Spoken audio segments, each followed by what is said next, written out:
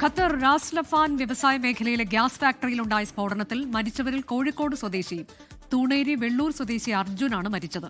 അപകടത്തിൽ 13 പേർക്കാണ് ജീവൻ നഷ്ടമായത്.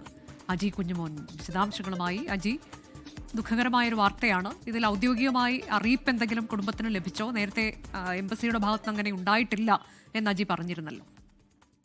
ഇതുവരെയും ഔദ്യോഗികമായ വിവരങ്ങൾ ഒന്നും തന്നെയും കുടുംബത്തിന് ലഭിച്ചിട്ടില്ല.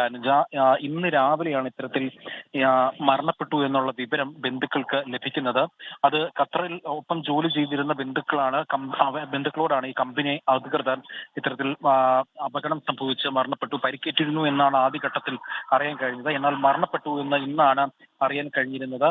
ഏതായാലും നടപടിക്രമങ്ങൾ കഴിഞ്ഞതിനു ശേഷം ഉടനെ തന്നെ നാട്ടിലേക്ക് മൃതദേഹം എത്തിക്കുമെന്നാണ് നമുക്കിപ്പോൾ അറിയാൻ കഴിഞ്ഞിരിക്കുന്നത്.